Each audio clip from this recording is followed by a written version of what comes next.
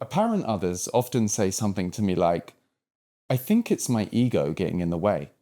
We talk about having an ego, as if it's something that we possess, that we own. We might say, perhaps I have a big ego, as if it's something, perhaps an entity that actually exists. Yet, when we look for the ego, we discover that we can't actually find it. Where is the ego when you look for it right now? Where is it in your experience? See if you can find it. What is it made out of? You are aware, correct? And in this wide open space of awareness that you are, or this wide open space of what simply is, we have sights appearing, sounds appearing, sensations appearing, and perhaps some thoughts appearing, correct? Where's the ego in all of this? Can you find an entity here? Can you find anything that's an obstacle to recognizing who you really are? Can you find anything that's truly an obstacle to recognizing yourself as this wide open space of awareness as which everything is appearing? Only if you believe you are the character in the thinking and take yourself to be just a person who's trying to get rid of their ego. Without that belief, what remains? Just thoughts, just this awareness appearing as thoughts.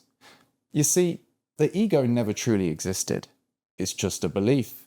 The belief that you are not already the infinite being, not already boundless awareness, the divine presence, the presence of God itself, and that you are just a person, just this body and mind, just this character in the thinking with all its apparent personal stories, opinions, and limitations.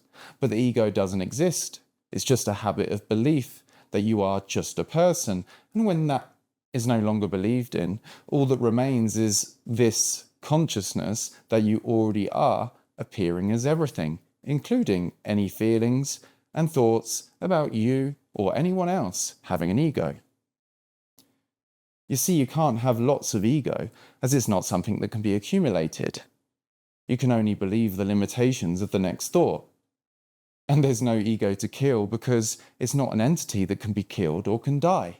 There's no ego death because it never lived to begin with. It was just a belief like Santa Claus or the Tooth Fairy. You don't need to kill Santa Claus or the Tooth Fairy to get rid of them. You just have to stop believing in them. And what remains when you stop believing in them? The obvious reality that they never existed to begin with.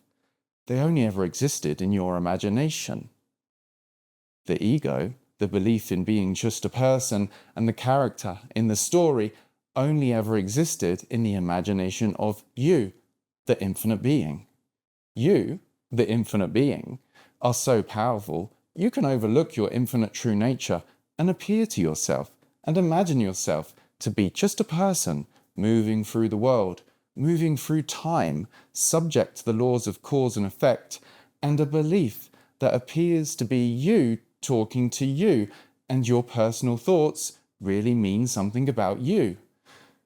But it only takes the next thought to come in, with the lack of your belief in the thought and belief that it's personal, for the whole illusion to be shattered.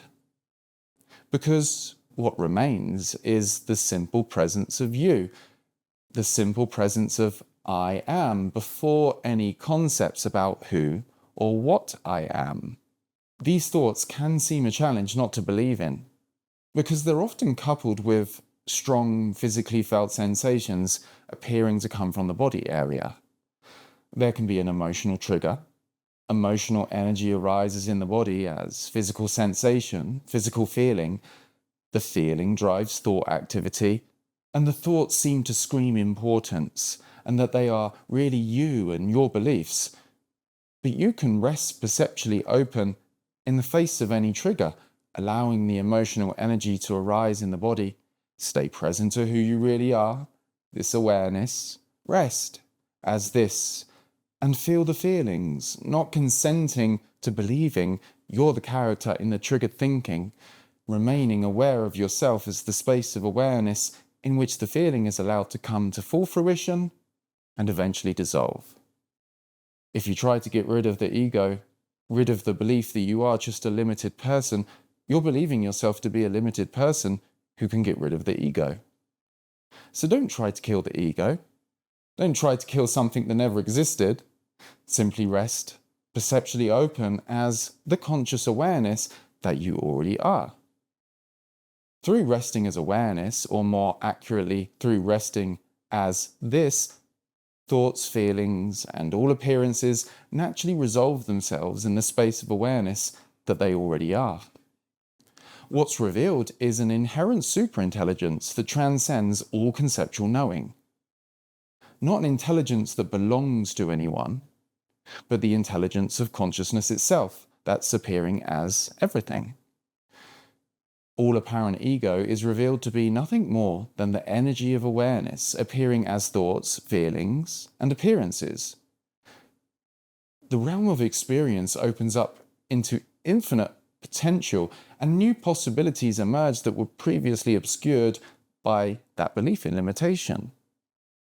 Fresh insights and solutions arise spontaneously, not from the limited thinking of belief in personhood, time, and cause and effect, but from the infinite creativity of unconditioned consciousness. And so natural wisdom begins to permeate all activities. Actions emerge that benefit the whole rather than serving imagined separate interests. Sleep and dreams reveal themselves to be consciousness too. Awareness continues unbroken through all these states.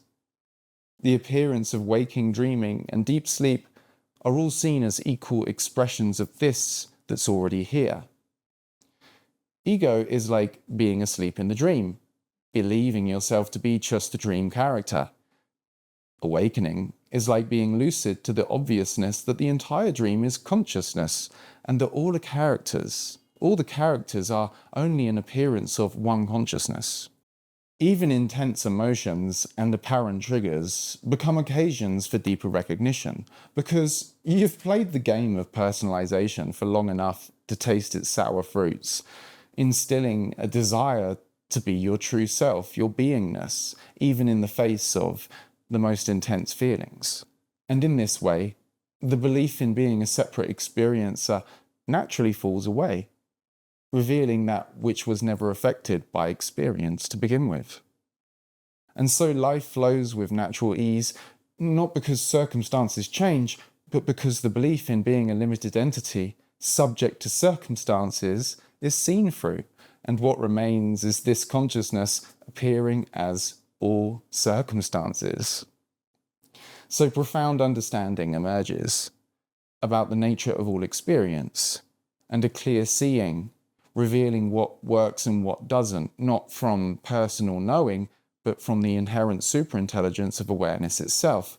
And there's a natural freedom from seeking wholeness in temporary satisfactions or apparent achievements, because this that's sought after is recognized as already here. The completion that seemed to be out there is discovered as one's own nature.